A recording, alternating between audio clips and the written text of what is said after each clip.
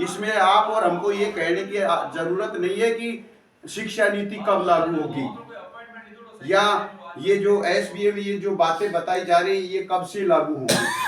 ये एसबीए वाली परिस्थितियां देखो, एसबीए कोई आज नहीं चालू हुआ है। एसबीए एक विस्तृत रूप में हमारे सामने प्रस्तुत हुआ है। एसबीए हमारे सामने विस्तृत रूप से प्रस्तुत हुआ है। पहले ईसीसीई मतलब आंगनबाड़ी स्तर पर ईसीसीई चलता है, फिर उसके बाद में सीसीई चलता है, फिर उसके बाद में एसआईक्यूई के चलता है, और उसी दौरान एबीएल एक्टिविटियां भी हम यहाँ करते हैं, ठीक है ना। तो ये सब गतिविधियां करते हैं, और उसके बाद में ये जो एसबीए है, एसबीए साथियों एक विस्तृत रूपरेखा के रूप में हमारे सामने प्रस्तुत हुआ है। तो ये एसबीए क्यों आया? ये एसबीए इसलिए आया क्योंकि कोरोना था, और कोरोना के अलावा संपूर्ण देश में एक समान पाठ्यक्रम लागू किया गया है। तो इस प्रकार की स्थिति होने के कारण क्या हुआ कि एक वर्ल्ड बैंक लर्निंग रिपोर्ट यानी वर्ल्ड बैंक के द्वारा एक सर्वे किया गया था, और उसमें एक लर्निंग पॉवर्टी रिपोर्ट आई थी, और उस रिपोर्ट के अनुसार हमारे भारत देश के अंदर 5 लाख बच्चे, 5 करोड़ बच्चे ऐसे हैं हमारे भारत देश की स्कूलों में जिनको मतलब वाक्य पढ़ना और भावार्थ के साथ पढ़ना, ये पहली बात है। वाक्य पढ़ना जिसको बुनियादी साक्षरता कहते हैं, सार्वभौमिक साक्षरता कहते हैं। वाक्य पढ़ना और भावार्थ के साथ पढ़ना, पहली बात तो ये है। दूसरी बात क्या है, इसको सार्वभौमिक साक्षरता कहते हैं। दूसरी बात ये है कि बुनियादी संख्या ज्ञान। बुनियादी संख्या ज्ञान का मतलब उसको गिनती भी आए, पहाड़े भी आए, और उसको सामान्य गणितीय क्रियाएं जैसे जोड़, बाकी, गुणा, भाग और सामान्य स्तर की उसके अंदर समझ भी हो, ठीक है।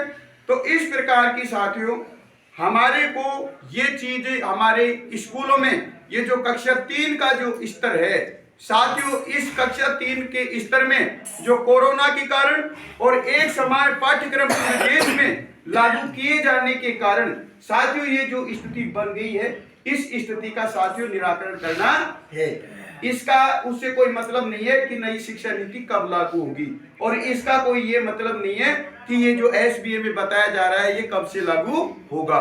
कुल मिलाकर ये है कि जो कक्षा 3 का जो स्तर है वो कक्षा 3 का स्तर हमारे को प्राप्त करना है। और साथियों इसमें हमारे को अब एक दिल्ली में है, एक जयपुर में है, एक यहाँ धोरो में है, इसीलिए हमारे को यहाँ पर 2026-27 का टाइम दिया गया है। तो साथियों ये अपने लिए एक कृपा है, ग्रेस है अपने लिए।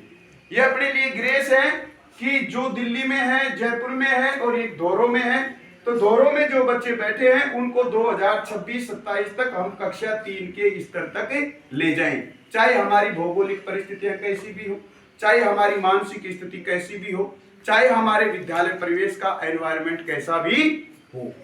अब इसमें हम कह भी सकते हैं कि यार मेरे पास तो 8वीं क्लास में आया है, कोई मेरा ठेका थोड़ी है, मेरे ठेका थोड़ी है। तो साथियों अब देखो इन्होंने कितनी रिलीफ दी है, इन्होंने कितना लचीलापन दिया है कि आपको पहले टेस्ट का ध्यान नहीं रखना, दूसरे टेस्ट का ध्यान नहीं रखना, तीसरे टेस्ट का ध्यान नहीं रखना, अर्धवार्षिक परीक्षा का ध्यान नहीं रखना, वार्षिक परीक्षा का ध्यान नहीं रखना। आपको बच्चे को सिखाना है, आपको बच्चे को सिखाना है। तो कुल मिलाकर हमारे सामने जो भी बच्चा बैठा है और सन 2026-27 के 26-27 तक का हमारे पास टाइम है, और 2026-27 के बाद में चाहे अपन अंग्रेजी के टीचर हों, चाहे अपन गणित के हों, चाहे हिंदी के हों, चाहे संस्कृत के हों, चाहे सामाजिक विज्ञान के हों, चाहे राजस्थानी के हों, चाहे किसी भी विषय के हों, हमारे सामने कोई बच्चा ऐसा नहीं होना चाहिए जो कक्षा 3 के स्तर का ना हो। रही बात अपने विषय की बात, तो साथियों अगर उस बच्चे को अपने विषय में भी नहीं आ रहा और विषय में भी मान लो वो काबिल नहीं है, तो कोई भी अधिकारी आता है तो कम से कम अपन जो विषय पढ़ाते हैं ना, तो उस विषय का कागज तो अपनी पोर्टफोलियो फाइल में होना चाहिए कि साहब इस बच्चे को मैं बार बार सिखाने का प्रयास कर रहा हूं, लेकिन इस बच्चे की इस प्रकार की स्थिति है, या इस प्रकार का इसका मानसिक लेवल है, या इस प्रकार का इसका सामाजिक वातावरण है, या इस प्रकार की इसकी विद्यालय में उपस्थिति है, इसके कारण ये कक्षा 3 के का स्तर मेरे विषय में प्राप्त नहीं कर पा रहा है। सन 2026-27 के बाद में साथियों जवाब होना चाहिए। ऐसे नहीं है कि ठीक है मैं नौकरी करने आता हूँ, मैं तो खूब पढ़ाता हूँ, अब ना पढ़े तो मैं क्या करूँ। जवाब होना चाहिए फाइल में।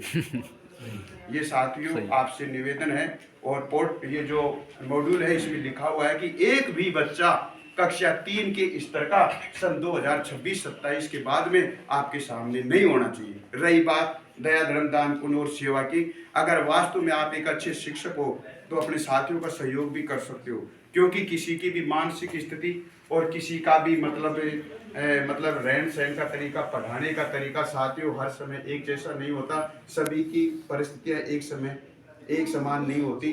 तो साथियों अपन एक दूसरे साथियों का भी सहयोग कर सकते हैं। तो कुल मिलाकर क्या है कि कब लागू होगी नई शिक्षा नीति, कोई मतलब नहीं। एसबीए में जो कोई कुछ भी बताया जा रहा है आपके सामने कब प्रस्तुत होगा, कोई मतलब नहीं।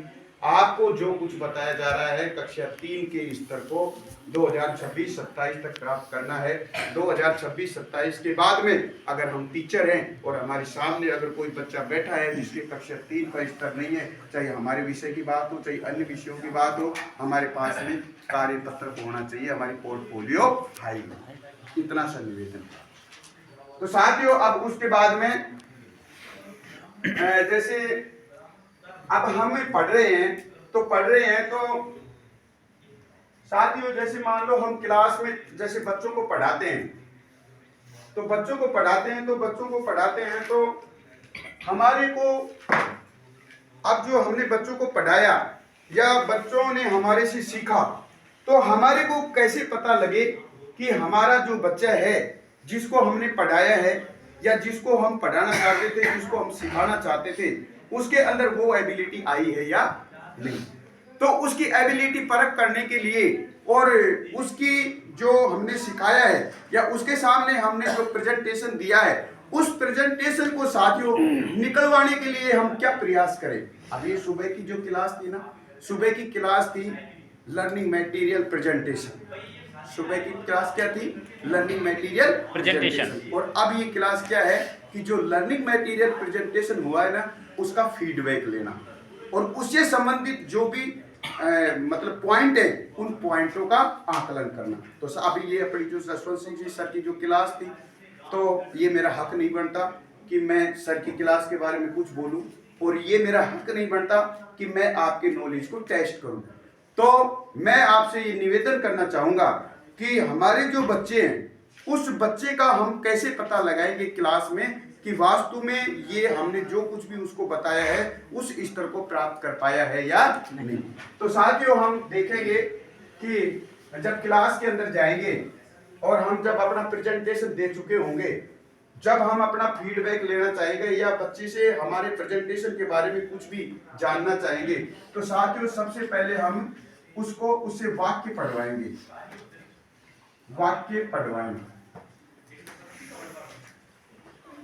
तो साथियों वाक्य पढ़वाएं।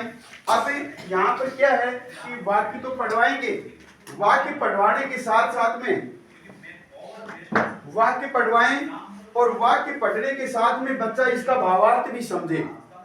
यानी विद्यार्थी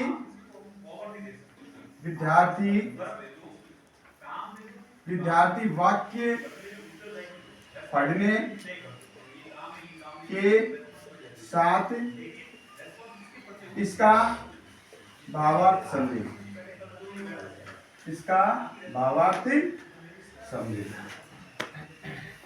तो साथियों हमारे को एक गतिविधि क्लास के अंदर करनी है। जैसे हमने बच्चे को सब कुछ पढ़ा दिया, तो बच्चे को सब कुछ पढ़ाने के बाद में हमारे को ये नॉलेज टेस्ट करना है बच्चे का कि वाक्य बच्चा पढ़ पा रहा है या नहीं। और अगर बच्चा वाक्य पढ़ पा रहा है तो बच्चा उस वाक्य का अर्थ निकाल पा रहा है या नहीं, या वह उस वाक्य को पढ़ तो रहा है लेकिन वह उसका भावार्थ समझ रहा है या नहीं।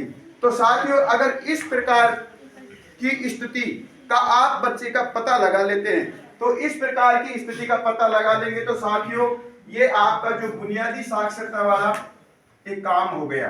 बुनियादी साक्षरता और इसको साथियों सार्वभौमिक साक्षरता भी कहते हैं। सार्वभौमिक साक्षरता, सार्वभौमिक साक्षरता। और साथियों ये जो आपने काम किया है ये FLN का एक बिंदु आपका हो गया। FLN के दो बिंदु हैं, एक तो बुनियादी साक्षरता और संख्या ज्ञान, और इसको ही सार्वभौमिक साक्षरता कहते हैं, और दूसरा साथियों आगे वाला है जो अपन बात करेंगे। तो उस बच्चे से अपन वाक्य पढ़वाएं और फिर वो बच्चा वाक्य पढ़ते हुए उसका भावार्थ भी समझे। इसके लिए साथियों हम कई प्रकार की गतिविधियां कर सकते हैं। जैसे बच्चे को हम कुछ भी, जैसे मान लो अपन ने एक हिंदी का पेज लिया, और हिंदी का पेज जैसे अपन ने जो कुछ भी पढ़ाया था उसका अपन ने एक पन्ना बच्चे को लिखित में दिया, ठीक है। यानी बच्चे के सामने, विद्यार्थी के लिए लिखित सामग्री प्रस्तुत करें। लिखित शिक्षण सामग्री प्रस्तुत करना, लिखित शिक्षण सामग्री प्रस्तुत करना। अब साथियों अब बच्चे के सामने लिखित सामग्री प्रस्तुत करिए। अब लिखित सामग्री प्रस्तुत करने के बाद में अब हम वहां पर पता लगाए कि भाई बच्चा पढ़ पा रहा है या नहीं पढ़ पा रहा है। फिर वो पढ़ पा रहा है तो फिर पढ़ने के साथ में अब वो समझ पा रहा है या नहीं समझ पा रहा है, तो उससे क्या पूछ सकते हैं, प्रश्न पूछ सकते हैं। अब उससे प्रश्न पूछ लो, प्रश्न पूछना, तो बच्चे से साथियों प्रश्न पूछ लिया, प्रश्न का उत्तर बताएगा तो उसका नॉलेज टेस्ट हो जाएगा। फिर उसके बाद में अगर हमारे को उसका भावार्थ भी उससे पता लगाना है, तो जो कुछ भी अपन ने उसके सामने जो शिक्षण सामग्री प्रस्तुत करी, जिस सामग्री को उसने पढ़ा है, तो उस सामग्री का भावार्थ आपको तो पता ही है क्योंकि आप तो शिक्षक हो। तो उस सामग्री में आपको कौन कौन सी ऐसी चीजें लगती है जो मेरे को बच्चे से पूछ लेनी चाहिए, तो उस प्रकार के आप उसका मतलब उसका भावार्थ के लिए, भावार्थ पता लगाने के लिए साथियों, भावार्थ पता लगाने के लिए आप बच्चे से विभिन्न प्रकार के मौखिक प्रश्न भी पूछ सकते हो। तो मौखिक प्रश्न पूछ लो, मौखिक प्रश्न पूछने के बाद में आप उसका भावार्थ जानने के लिए कि भाई ये मुंह से तो बता रहा है, वास्तव में ये लिख भी सकता है या नहीं, तो आप उसे कहो कि भाई इसकी व्याख्या करके बता। मौखिक प्रश्न पूछ लो, व्याख्या करवा लो, व्याख्या करवाना। फिर उसके अलावा उस बच्चे से आप जो कुछ भी आपने दिया है आप कह दो कि भाई इसके ऊपर तेरे क्या विचार है, स्वयं के विचार रखवाना। लिखित सामग्री पर स्वयं के विचार रखवाना, स्वयं का मतलब विद्यार्थी के विचार रखवाना, विद्यार्थी के विचारों का प्रस्तुतिकरण, विद्यार्थी के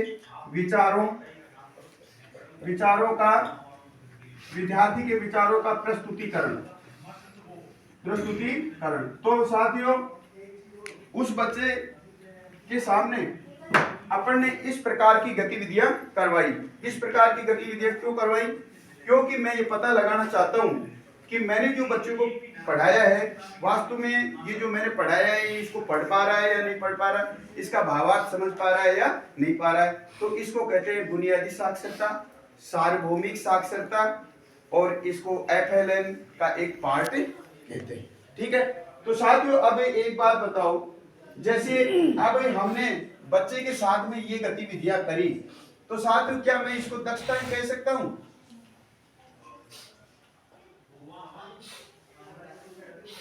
दक्षता कह सकता हूं इन चीजों को बच्चे के लिए? बिल्कुल कह सकते हैं, कह सकता हूं ना जी। तो मैंने अभी तक आपके सामने ये एक्टिविटी इसलिए करी है, और इसमें मैंने केंद्र में बच्चे को रखा है, और हम इस बच्चे के लिए ही यहाँ पर ये ट्रेनिंग ले रहे हैं, और इस बच्चे के लिए ही ये पूरा काम किया जा रहा है। इसीलिए मैंने बच्चे को इस सेंटर पॉइंट में रखते हुए साथियों आपके मुंह से ये शब्द निकलवाया है, बोर्ड पे लिख दिया, और आपसे पूछा है क्या मैं इसके लिए ये लिख सकता हूँ, तो साथियों मैंने ये लिखा। अब ये सब लिख लिया सबने? इसके आगे बढ़े